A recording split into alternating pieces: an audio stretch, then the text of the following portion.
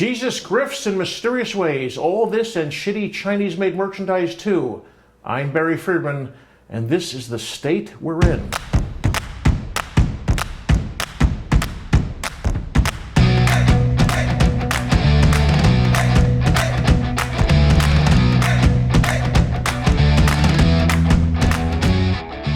If the people who own Hobby Lobby were reindeer, even the Sami people of Norway, Sweden, Finland, and Russia, who have more than 1,000 words for caribou, would be unable to describe the fatuous and sanctimonious disingenuousness of the Green family.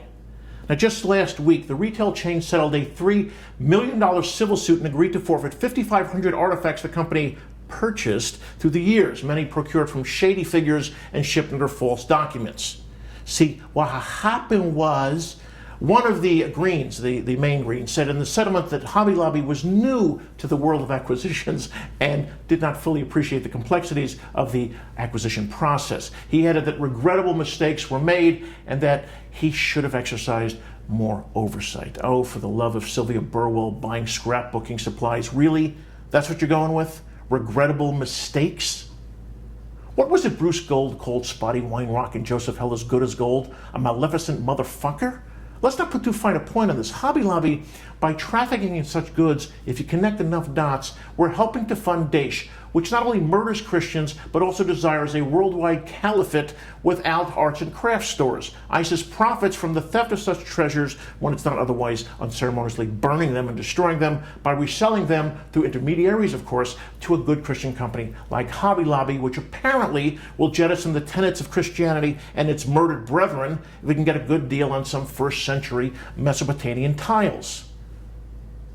Keep in mind, too, this settlement is with Jeff Sessions' Justice Department. One can only imagine how a real one, to quote our good friend Colonel Frank Mitchell from Scent of a Woman, would have handled it. He'd take a flamethrower to this place. Hobby Lobby wired payments to 7 separate bank accounts, the prosecutor said. The first dealer then shipped the items marked as clay or ceramic tiles to 3 Hobby Lobby stores in Oklahoma. All of the packages had labels falsely identifying their country of origin as Turkey. Not only did the companies get conflicting information about the origin of the pieces, its representatives never met or spoke with the dealer who supposedly owned them.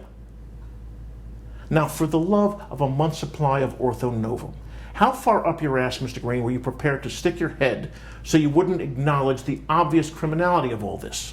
As for not understanding the complexities, please, what did you think? Your reps bought the loot at a yard sale in Mosul? You didn't know where you got them from, whom you were dealing with, who in fact had the items, why they had them, where they got them, yet decided to wire the money to 7 different accounts, change the bills of lading, redirect the shipment to Tulsa, Oklahoma, and still convince yourself you were doing God's work? And this from a company that won't take back a defective glue gun without a receipt? It's important as well to keep in mind that when the owners of Hobby Lobby are not denying health coverage to their women employees, their female employees, propping up Oral Roberts University, or parading their faith around like they're wearing white ostrich feather boas, they want very much to lead this nation back from Gomorrah.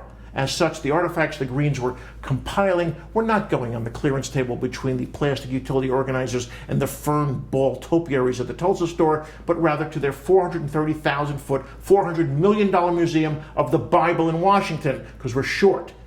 This Bible will come with monstrous doors, coverage section for the kids, digital ceilings, and a restaurant that serves authentic Old and New Testament food. I hear the Huskin salad and the spelt will be to die for. Steve Green, president of Hobby Lobby and the son of the founder, thinks the Bible is a reliable historical document and wants to reintroduce it to the nation. Yeah, it's a reliable historical document in much the same way Steve Green is good at spotting international antiquity smugglers. Thou shalt not steal. Thou shalt not bear false witness. Numbers 8 and 9 in your commandments if you're scoring at home, which apparently and evidently the Green family is not.